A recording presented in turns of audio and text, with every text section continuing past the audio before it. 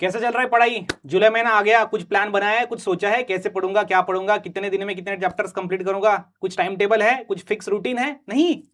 अरे फिर कैसे होगा? ये टारगेट तुम्हारा है, ये टारगेट है ना, मेरा नहीं है, ये टारगेट तुम्हारा है। बट क्या तुम इतनी मेहनत कर रहे हो? नहीं कर रहे हो। सर आमच्याकडून होतच नाही, आम्ही काय करू सर? एक डायरेक्शन आम्हाला पाहिजे सर. ते डायरेक्शन देण्याचं काम तुम्हाला आजच्या व्हिडिओमध्ये तुमचे सौरव सर करणार आहे, त्यामुळे व्हिडिओ महत्वाचा है. अगर आपके अंदर हिम्मत है इतना परसेंटेज लाने की, तो ये वीडियो आप ही के लिए है. और पूरा वीडियो जब देखोगे ना, तो ये इंपॉसिबल लगने वाली चीज आपको पॉसिबल लगने लगेगी बेटा, है ना. सच नहीं बोल रहा हूं, सच के ऊपर जो चीज होती है वो आपको बता रहा हूं. और आप जब पूरा देखोगे तो आपको ये रियलाइज हो जाएगा कि सच में जो सर बोल रहे हैं वो हो सकता है. उतना मटेरियल, उतनी मेहनत करके आया हुआ आपके लिए. सबसे पहले ये देख लो, ये टोटल सिलेबस. मुझे पता है आपने अब तक टोटल सिलेबस देखा नहीं है कितना है क्या है, लेकिन मैंने आपके लिए टोटल सिलेबस बना के ये मैंने दिया है. ये देखो, इसके आगे और भी एक एक एक एक पेज ऐसा ओपन करूंगा ना, आप बोलोगे सर मजा आ गया. देखो आपको पढ़ना क्या है, बस इतना ही पढ़ना है. आपके मन में ना अभी बहुत ज्यादा मतलब डिफिकल्टीज है, ऐसा लग रहा है कि मैं बहुत ज्यादा मुश्किल में हूं, मुझे समझ में नहीं आ रहा क्या करूं क्या करूं क्या नहीं करूं. देखो, छत्रपति शिवाजी महाराज पता है, जानते हो ना? यस, महाराष्ट्र के अंदर, भारत के अंदर बच्चा बच्चा जानता है. तो वहां पर जब वो लड़ाई युद्ध लड़ने जाते थे ना, तो सबसे पहले वो शत्रु का पढ़ाई करते थे. आपके पास है टारगेट, कितना क्या करना है वो तो पता है आपको, फिर बाद में स्टार्ट करोगे, लेकिन करना क्या है ये देखो. फिजिक्स के 16 चैप्टर है बेटा आपके पास जो पढ़ने, केमिस्ट्री के 16 चैप्टर्स है, बायोलॉजी के 15 चैप्टर्स है, मैथमेटिक्स के 16 चैप्टर्स है दोनों पार्ट मिला के. इंग्लिश के अंदर 20 चैप्टर है, पोएम, प्रोज और नॉवेल्स को मिला के. और मराठी की बात करें तो 12 आपको पार्ट है, कविता वो मिला के, और 2 है आपको साहित्य प्रकार. ये मैंने आपके लिए लाया है, मेहनत करिए, है ना. एक पेज पे लाया है पूरा पूरा एनालिसिस करके, बस इतना ही है, बस इसके बाहर और कुछ नहीं है. तो क्या तुम सिर्फ इतना पढ़ सकते हो?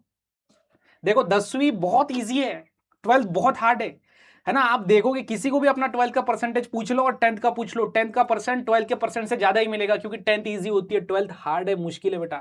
इसलिए आज ही आपको टारगेट बनाना पड़ेगा, आज ही मेहनत करनी पड़ेगी. और अगर आप सौरव सर के साथ जुड़ते हो तो मैं हर महीने आपको टारगेट दे रहा हूं, हर महीने, जुलाई, अगस्त, सितंबर, अक्टूबर, नवंबर, दिसंबर, जनवरी तक मैं आपको टारगेट देता रहूंगा. फटाफट इस वीडियो को लाइक करके चैनल को सब्सक्राइब करके रखना, सिर्फ इतना काम आपका है. ये देख लो, यही तो है आपके पास, यही तो है. ये आपका physics, chemistry, mathematics, biology, English और मराठी, मराठी और इंग्लिश, यही तो बुक है.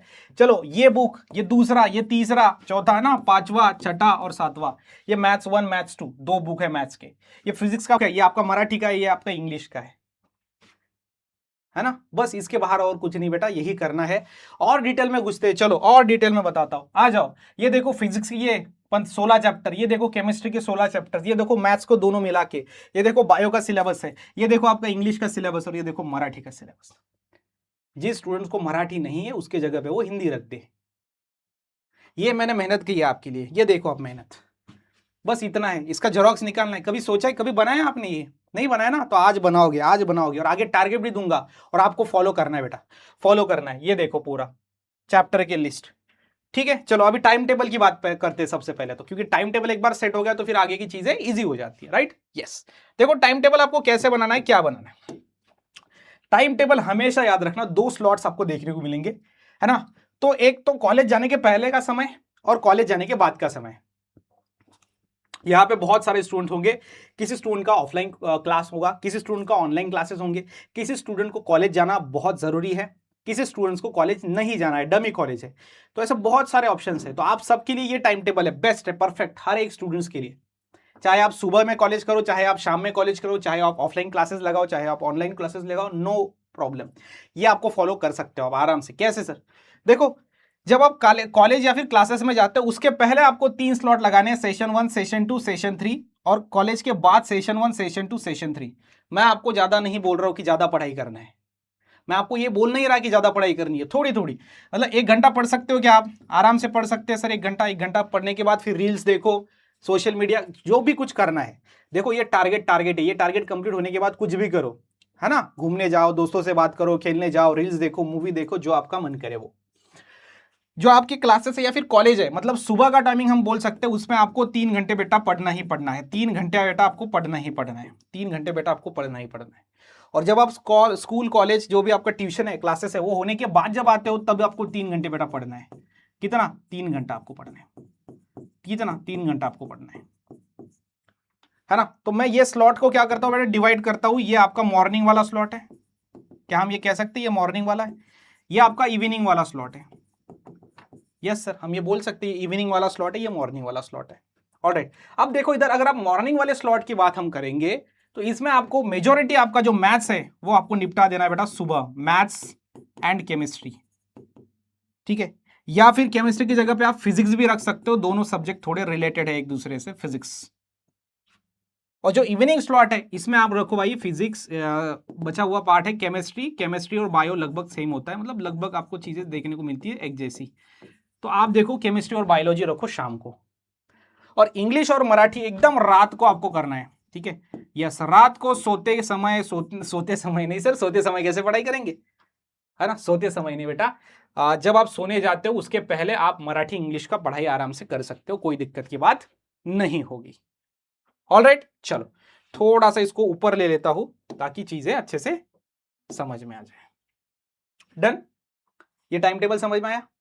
कुछ भी नहीं, सिर्फ 6 घंटे पढ़ाई करनी है, सिर्फ 6 घंटे पढ़ाई करनी है। अब आप बोलोगे, कोई बोलेगा सर 1 घंटा ज्यादा होता है, ठीक है 1 घंटा आपके लिए ज्यादा होता है, 45 मिनट्स कर सकते हो, चलो 45 मिनट्स डन, 45 मिनट्स। कोई स्टूडेंट्स 45 मिनट्स करो, कोई 1 घंटा करो, जो आपको लगता है जिस जैसा समय है ना। चलो 45 मिनट्स कर लो, नहीं तो, है ना 45 मिनट्स, कोई नहीं 45 मिनट्स भी परफेक्ट है, कर सकते हो आराम से, डन है बराबर। एक तो आप 1-1 घंटे के 3 स्लॉट लगाओ सुबह और 3 शाम को, या फिर आप 45 मिनट्स के लगाओ, कोई प्रॉब्लम नहीं है, दिक्कत की बात है नहीं है। चलो मैंने आपको क्या बताया, मैंने आपको सबसे पहले यहाँ पे टोटल सिलेबस बताया कि करना क्या है, कितने चैप्टर्स है एक्चुअल में, 16, 16, 15, 16, 20, 12।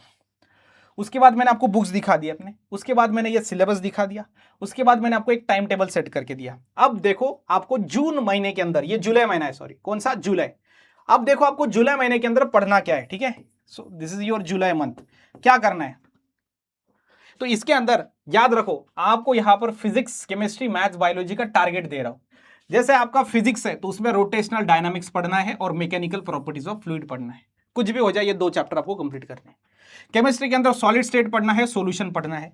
बायोलॉजी के अंदर पहला reproduction in lower and higher plants और reproduction in lower and higher animals, ये पढ़ना है। और मैथ्स के अंदर डिफरेंशिएशन और दूसरा कमीशन, ब्रोकरेज, डिस्काउंट, ये पढ़ना है, ठीक है। मतलब टोटल फिजिक्स, केमिस्ट्री, मैथ्स को मिला के, आपको बायो को मिला के 8 चैप्टर पढ़ने बेटा, 8 चैप्टर 30 दिनों के अंदर 8 चैप्टर पढ़ने, ये टारगेट है आपका, टारगेट हर मंथ का टारगेट दूंगा, है ना, ऐसी स्ट्रेटेजी दे रहा हूं। और इंग्लिश मराठी के लिए आपको क्या करना है, देखो सबसे पहले तो 2 प्रोज, मतलब 2 चैप्टर्स, 2 पोएम, 2 कविताएं, जस्ट रीडिंग प्लस मीनिंग समझना है, मतलब कविताओं को पढ़ोगे और मीनिंग समझोगे, क्योंकि आपका इंग्लिश मराठी का जो पेपर होता है वो पैराग्राफ बेस्ड ज्यादा होता है। तो पैराग्राफ अगर आप पहले से ही पढ़े हुए होंगे, आपको उसका मीनिंग पता होगा, तो एग्जाम के टाइम पे ज्यादा टाइम नहीं लगेगा आंसर्स को पिक आउट करने के लिए, राइट। तो वो एक चीज बहुत इंपॉर्टेंट है। उसके साथ साथ आप यहां पर इंग्लिश मराठी के लिए राइटिंग स्किल करो, ओके। फॉर्मेट बहुत बहुत जरूरी है, क्योंकि राइटिंग स्किल ये ऐसा पोर्शन है, लगभग 30, आई थिंक 30 मार्क्स के लिए आपको एग्जाम में आता है, तो ज्यादा बड़ा पोर्शन है राइटिंग स्किल, जो एग्जैक्टली अगर आपने फॉर्मेट सही लिखा तो 30 में से 30 मार्क्स लाने से आपको कोई नहीं रोक सकता। तो इंग्लिश मराठी में वही करना है, 2 chapter 1 poem, 2 chapter 1 poem plus writing skill पे ध्यान देना है इस जुलाई वाले मंथ के अंदर। क्या बात समझ में आ रही है। देखो आपको बचाने के लिए कोई नहीं आएगा बेटा, आपको खुद ही सामना करना पड़ेगा अपने दिक्कतों का, अपनी प्रॉब्लम्स का, कोई आपको बचाने के लिए नहीं आ रहा है। मैं आपके साथ हूं और आपको स्ट्रैटेजी देता रहूंगा हर एक मंथ की, राइट। जैसे मैंने ये मंथ की स्ट्रैटेजी दिया है वैसे ही मैं अगला, यानी कि आपका अगस्त हो गया, उसके बाद आपका नेक्स्ट सितंबर हो गया, अक्टूबर होगा, हर एक महीने की स्ट्रैटेजी मैं आपको दूंगा। आपके साथ आपका भाई खड़ा है, मेहनत करो। आप अगर चाहते हो कि सर मैं टारगेट को एक्सेप्ट करता हूं, चैलेंज एक्सेप्ट करता हूं, तो फटाफट इस वीडियो को लाइक करके हाइप करो, वीडियो को सब्सक्राइब करो और कमेंट में लिख दो चैलेंज एक्सेप्टेड। मिलेंगे नेक्स्ट मंथ के टारगेट के अंदर।